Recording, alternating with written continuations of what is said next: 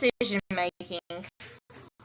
And business includes ethical issue intensity, individual factors, and organizational factors such as corporate culture and opportunity.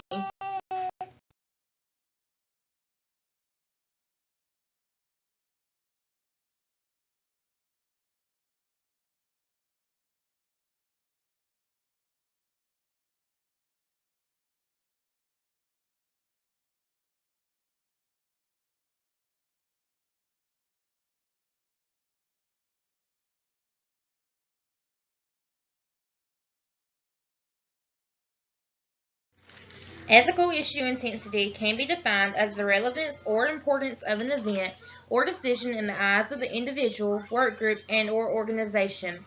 It is personal and temporal in character to accommodate values, beliefs, needs, perceptions, the special characteristics of the situation, and the personal pressures prevailing at a particular place and time.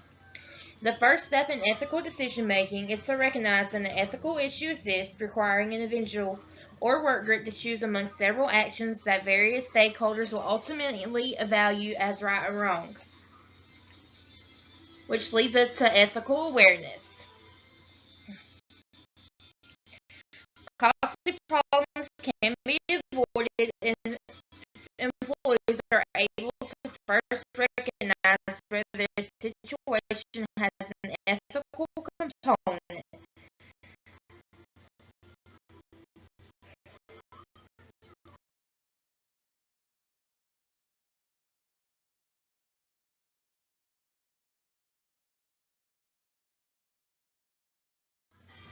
Individual factors. People generally learn these through the socialization process, interacting with family members, social groups, religion, and in their formal education. The moral philosophies of individuals provide principles, values, and rules people use to decide what is moral or immoral from a personal perspective. Values of individuals can be derived from moral philosophies that are applied to daily decisions. However, these values can be subjective and vary a great deal across different cultures. The first individual factor is gender. Research shows that in many aspects, there are no differences between men and women. However, when differences are found, women are generally more ethical than men. By more ethical, we mean women seem to be more sensitive to ethical scenarios and less tolerant of unethical actions. The second factor is education. Generally, the more education or work experience people have, the better they are at making ethical decisions. The third factor is nationality. In the 21st century, nationality is redefined by regional economic integration, such as the European Union. When European students are asked their nationality, they are less likely to state where they were born than where they currently live. The same thing is happening in the United States, as people born in Florida but living in New York might consider themselves to be New Yorkers. The fourth factor is age. Several decades ago, we believed age was positively correlated with ethical decision making. In other words, the older you are, the more ethical you are. We believe older employees with more experience have greater knowledge to deal with complex industry-specific ethical issues. Younger managers are far more influenced by organizational culture than older managers. The fifth factor is locus of control. It relates to individual differences in relation to a generalized belief about how one is affected by internal versus external events or reinforcements. In other words, the concept relates to how people view themselves in relation to power.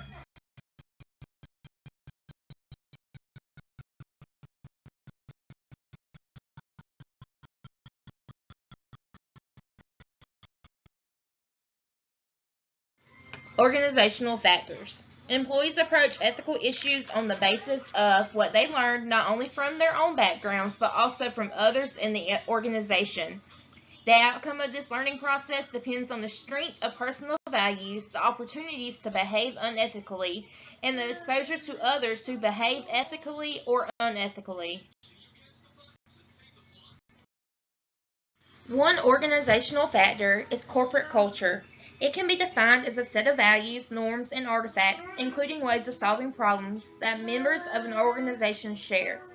An important component of corporate culture is the company's conduct and whether they define it as ethical or unethical. Another organizational factor is ethical culture.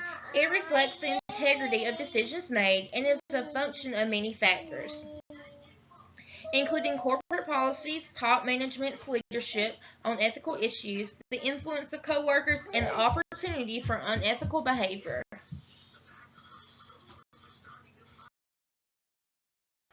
The last organizational factor is obedience to authority.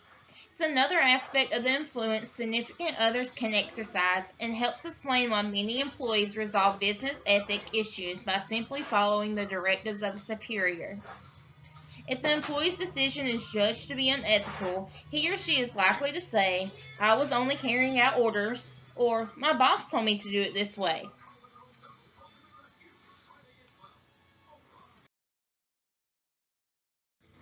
Opportunity describes the conditions in an organization that limit or permit ethical or unethical behavior.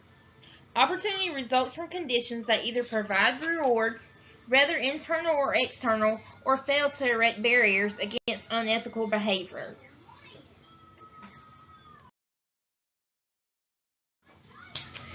Opportunity relates to individuals' immediate job context. It includes the motivational carrot and stick superiors use to influence employee behavior. Pay raises, bonuses, and public recognition act as carrots or positive reinforcements, whereas demotions, firings, reprimands, and pay penalties act as sticks or negative reinforcements. Opportunity also comes from knowledge. A major type of misconduct observed among employees in the workplace is lying to employees, customers, vendors, or the public, or withholding needed information from them. The opportunity for unethical behavior cannot be eliminated without aggressive enforcement of code and rules.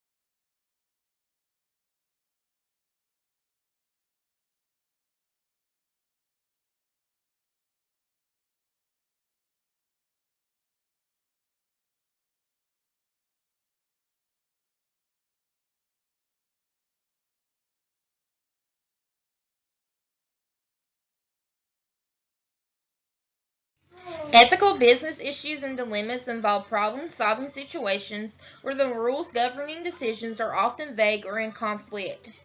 The results of the decision are often uncertain. It is not always immediately clear whether the decision was ethical. Therefore, there is no substitute for critical thinking and the ability to take responsibility for our own decisions. The road to success depends on how the business person defines success. The success concept drives intentions and behavior in business either implicitly or explicitly.